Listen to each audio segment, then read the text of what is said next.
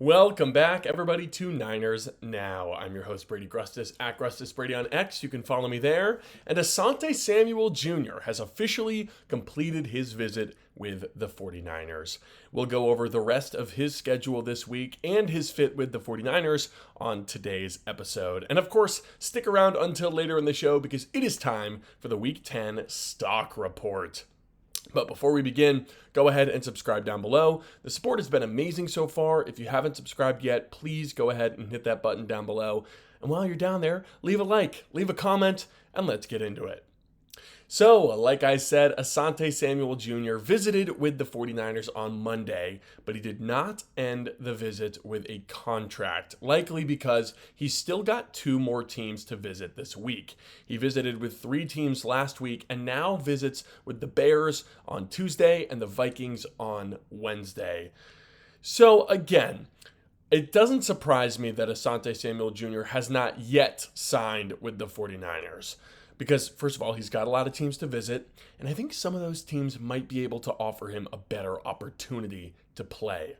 He would likely be a backup if he signed with the 49ers. I know that Renardo Green didn't have a great game against the Rams, but he's still a pretty good player, and he's ascending. You don't want to bench him for some guy you're just bringing in off the street, right? And on the other side, there's Deommodore Lenoir, who you've paid $92 million to be your top cornerback. And like we highlighted last time we talked about Asante Samuel, he's not really a good fit for the nickel. Yes, he's got kind of a smaller body type. You might think he'd be a better fit there, but he lacks the physicality and the tackling that you really need to be successful in that slot corner position. So I would think that Upton Stout's job would be safe, even if the 49ers brought in Asante Samuel. So he's probably going to be a part-time player at best, might just be a backup. However, I was thinking the other day, maybe there's a world where Lenoir moves inside to play nickel and Asante Samuel fills his spot at outside cornerback. This is something that Lenoir has done plenty of throughout his entire career until, this year, where they made it a focus to really play him more on the outside and sort of solve that nickel position elsewhere by bringing in Upton Stout and Chase Lucas to fill that spot. So we'll see if Asante Samuel being there is enough for them to kind of shift their plans. It would be taking a rookie off the field on defense, which is not something I would really be advocating for. But with that said, Asante Samuel, still a good player. I would still love to see him as a part of this Robert Saleh defense. The Niners defense could use any help that they can get right now at any level of the defense. And Samuel would be a welcome addition there. And also, it'd be nice to see a Samuel back in San Francisco after trading Debo in the offseason, right? Those two are not related at all, just pure coincidence. But yeah, let me know down below if you think the 49ers should sign Asante Samuel. And then let me know down below if you think they will sign Asante Samuel. Now, moving on to our Week 10 stock report. Let's go all the players who played well and all the players who didn't play so well in the big loss against the LA Rams. Starting with the stock up, guys, and it's all offense. Spoiler alert. George Kittle is the first name on my list right here. He had some phenomenal catches in this game. That garbage time touchdown was fantastic. A feat of athleticism. And then his first catch, I believe it was his first, might have been his second, when he laid out to catch a ball over the middle of the field. That was classic George Kittle. I was really fired up about that. I'm so glad that he's back. He was blocking well, being nice and physical. I'd like to see Kittle more and more involved in the passing game as he gets healthier and healthier and we start to play some more vulnerable passing defenses. Next up, Brian Robinson Jr. back in the stock up category once again. He's been a mainstay over the last couple of weeks. He's had a really good month. 8 carries, 41 yards, and a touchdown in this game, and that is what we need from him. Lots of hard running, broken tackles, and he did a really good job of giving CMC a breather. I think there were 4 plays in a row where Brian Robinson carried the ball, and that's exactly what you want. The backup to come on in, give you some fresh legs, get a little bit of momentum, and bring some power to this running game. They went to B-Rob a couple of times on short yardage situations, and he delivered, which is not something that he was doing with so much consistency earlier on in the season. So really glad that that's getting sorted out. We love to see some successful power running on 3rd and 4th and shorts. If that can become kind of an automatic staple of this offense, that would go a long way to scoring a lot of points and winning a lot of games. This game was why you go get a Brian Robinson Jr., right? He didn't cost very much at the cut down, and that's why you do it for games like this one right here. And hoping to see a lot more games like this. And last in the stock up category, we're going to give some love to the trenches. It's Dominic Pooney. Pooney's had a rough season by his standards. He was a fringe Pro Bowler last year as a rookie, started every game, I believe. Yeah, he started every game. But this year, he had that injury in the preseason, and it really got him off to a pretty rough start earlier on. But he's starting to get back to normal, man. Pooney is playing phenomenal as of late. 2 great weeks in a row.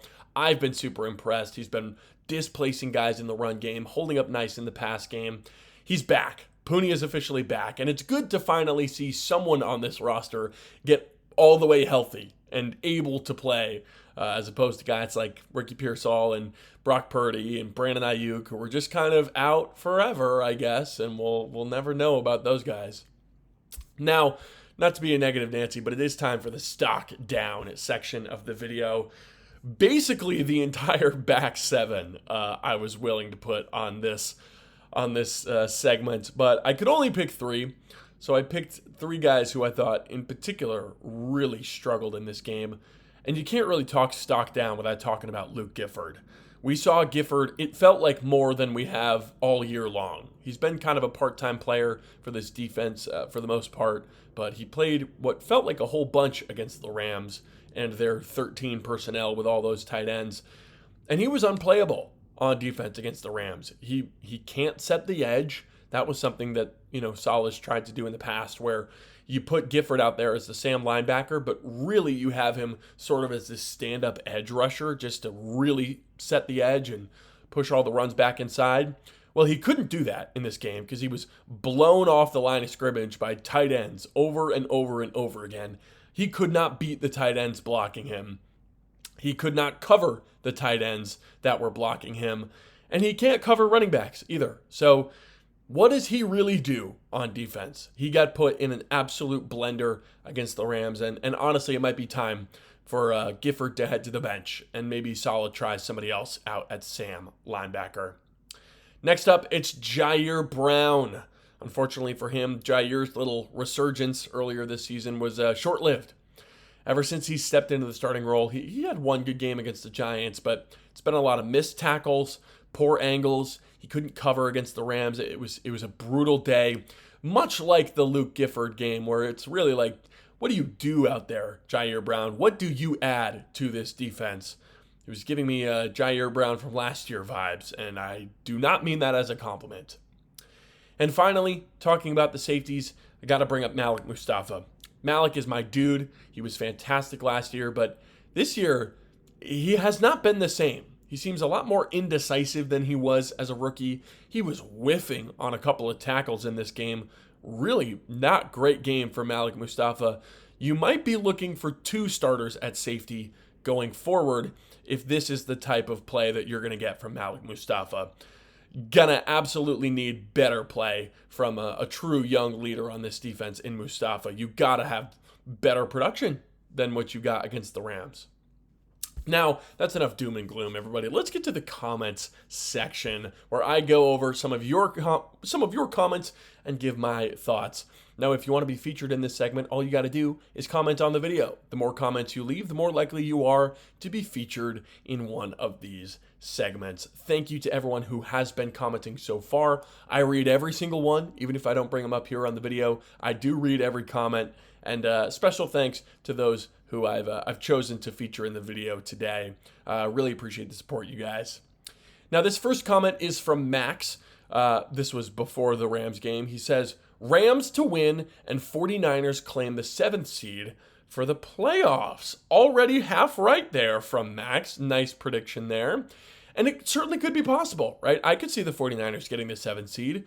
We'll watch the rest of the season, of course. I think the Niners should be gunning for that 5 or 6 seed. I think that's still within reach for them. but I will take 7th. Playoffs is better than nothing, right? And you see what happens when the 49ers get into the playoffs under Kyle Shanahan. It's been NFC Championship or nothing, pretty much. So can they pull off another improbable NFC Championship run this year? We'll see. Let's focus on getting to the playoffs first, though, before we start making those types of predictions. Now, next comment here. This one's from JD. Kyle Shanahan is finally learning how to close games out in the fourth quarter. In big games in the past, the 49ers got big leads early, but collapsed in the fourth quarter. Very true, right? Kyle Shanahan, historically not very good in the fourth quarter. We've seen all the stats, right, about him when he's trailing at halftime or when he's trailing in the fourth quarter. His win percentage in those games, it's not good. It's not high. But this season, the 49ers have a plus 8-point differential in the fourth quarter, plus 11 if you include overtime. And you've got multiple weeks that came down to game-winning plays. I mean, that Giants game was, I think, the first win the 49ers have had by double digits. I'm pretty sure. If you think, that Seattle game was 1 score, the Saints game was 1 score, the Cardinals game in week 3 was 1 point.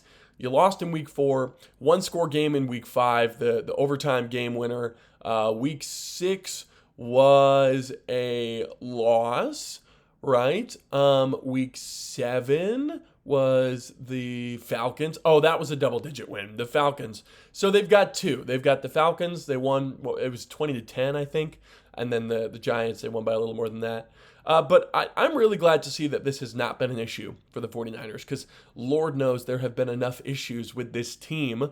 But clearly, coming off of the disaster that was last season, we're starting to build, right? We've got much better coaching, much better special teams, and we're starting to figure out these fourth quarter woes, which is fantastic considering, any sort of progress is good when you've got all these guys out on injury for injury reasons. And one more comment now from Chalk Demon. He says, this team's already out of gas. I predict 7 or 8 wins at the most. Bold prediction, Mr. Chalk Demon, and I disagree. I do not agree with you there. I mean, you really think the ceiling for this team is 2-5 to end the season? I mean, that's the floor. I know the 49ers did not look good against the Rams, but you got to remember, they don't play a team as good as the Rams for the rest of the year. Yeah, they looked flat early against the Rams, but there was a real comeback effort. They went from 21-0 to 21-14 with a chance to make it, even better than that if the defense could get a single stop in this one. The 49ers are not dead. I want to make that very, very clear. Playoffs are still on the table for this squad. I know it looks ugly. I get, wanting to be a little pessimistic, glass half empty. I understand. But they're 6-4. They've got an easy schedule coming up, all things considered, and they've got a lot of talent. I really do think this team can make the playoffs, but they are going to need a bounce-back win this week against the Cardinals to prove it.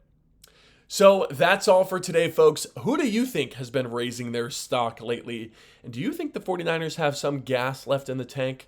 Let me know down below in the comments. And of course, let me know if you enjoyed. Leave a comment, leave a like, and let me know if there's any topics that you'd like to see me cover. Thank you all for watching and subscribe for 49ers videos 5 days a week. I'm Brady Grustas, at Grustas Brady on X. This has been Niners Now, and I'll see you tomorrow.